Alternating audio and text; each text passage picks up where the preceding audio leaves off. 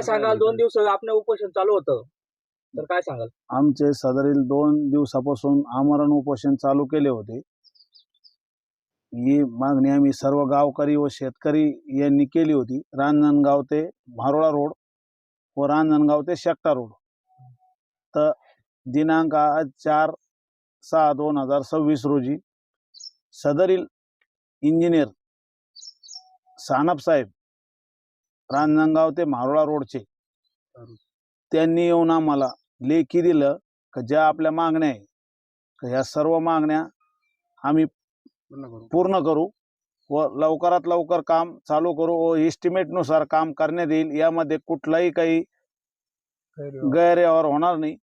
आणि जर त्यांनी एवढं करूनही नाही केलं तर यापेक्षा मोठं आमरण उपोषण आम्ही गावकऱ्याच्या वतीने पुन्हा एकदा सुरू करू. त्यांनी आमच्या मागण्या जसं त्यांनी आम्हाला लेखी दिलं आज रोजी त्याप्रमाणे जर नाही केलं त्याने तर आम्ही पुन्हा एकदा डबल आंदोलन करू असा गावकऱ्याच्या वतीने तुम्हाला शब्द देतो.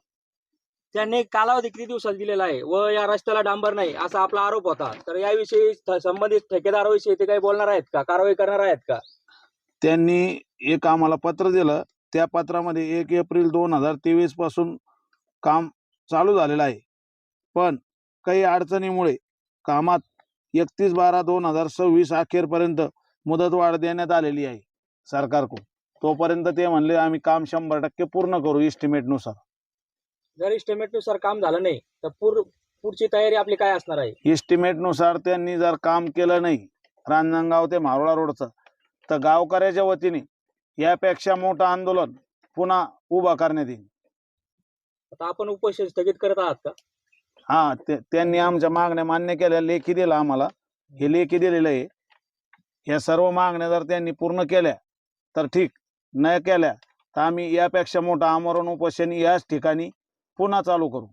तसेच गावकरी काही संबंधित उपोषण सोडण्यासाठी आले होते का? गावकरी उपोषण सोडण्यासाठी पंचायत समिती उपसभापती संजय लगाने व संत एकनाथ कारखान्याचे डायरेक्टर दत्तात्रय पाटील आमले व दीपक पाटील लगाने व आप्पासाहेब पाटील लगाने व इतर सर्व गावकरी या ठिकाणी उपोषण सोडण्यासाठी आम्हाला विनंती केली. त्यांनी पण सांगितलं का ह्या मागण्या पूर्ण होईल 100%.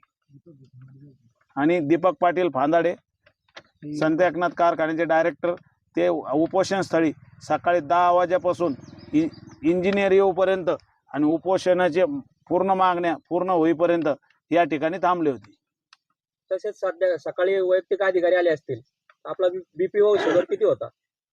त्यावेळेस त्यांनी चेक केला सर, 130 BP होता. आणि शुगर नाही चेक केलं सर, बीपी चेक केलं फक्त. बीपी चेक केला का? उपोषण सोडलं तर त्यांच्या सांगण्यावरून सोडलं का गावकऱ्या सांगण्यावरून सोडलं? नाही, अधिकाऱ्याच्या सांगण्यावरून व गावकऱ्याचे काही नेते मंडळी यांनी शब्द दिला का बुवा एस्टिमेटनुसार काम होईल, हे तुम्ही जेवढ्या मागण्या मागितलेल्या आहे ह्या पूर्ण मागण्या आम्ही पूर्ण करू.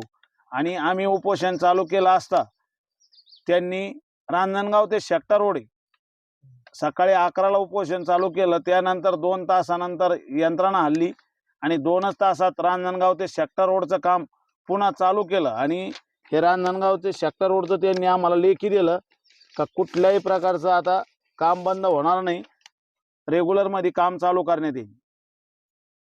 रांजणगाव ते शेकटा रोडचे इंजिनियर आहे तारू साहेब यांनी लेखी दिलं, कालपासून काम चालू झालेलं आहे आणि यापुढेही काम चालू राहील आणि एस्टिमेटनुसार काम करण्यात येईल. ओके, तसेच आपल्या समिती विकास सर आहे. सर काय सांगाल? आज उपोषण झालं, उपोषणाची आज स्थगिती करण्यात आली, तर काय सांगाल? आज दिनांक 4 जून 2026 रोजी कालपासून सुरू असलेलं हे जे बाप्पासाहेब पाटील आमले हिंदवी स्वराज्य सामाजिक संघटनेचे अध्यक्ष आहे त्यांचं या ठिकाणी आमरण उपोषण सुरू होतं. त्या उपोषणाला गावकरी त्याचबरोबर गावातील सर्व युवा वर्ग असेल, नागरिक असेल यांनी मोठ्या प्रमाणात पाठिंबा दिला होता. व हे उपोषण रांजणगाव ते मारोळा या रस्त्यासाठी तसेच रांजणगाव ते शेकटा या 2 रस्त्यासाठी त्यांच्या मुख्य 6 मागण्या होत्या. त्या मुख्य 6च्या 6 मागण्या या ठिकाणी पूर्ण मंजूर झाल्या असून या 6च्या 6 मागण्यावर पूर्ण कारवाई होईल अशी या ठिकाणी सरकारी अभियंता यांनी ग्वाही दिली आहे. व त्यानुसार रांजणगाव ते मारोळा व रांजणगाव ते शेकटा या दोन्ही रस्त्याचं काम पूर्ण इस्टिमेटनुसार चांगल्या क्वालिटीचं दर्जेदार काम होईल असं या ठिकाणी त्यांनी आश्वासन दिलं आहे. त्या आश्वासनाच्या भरोश्यावर आज बाप्पासाहेब पाटील आमले यांनी त्यांचं उपोषण मागे घेतलं असून त्यांच्या सर्व मागण्या या ठिकाणी मान्य झाल्या आहे.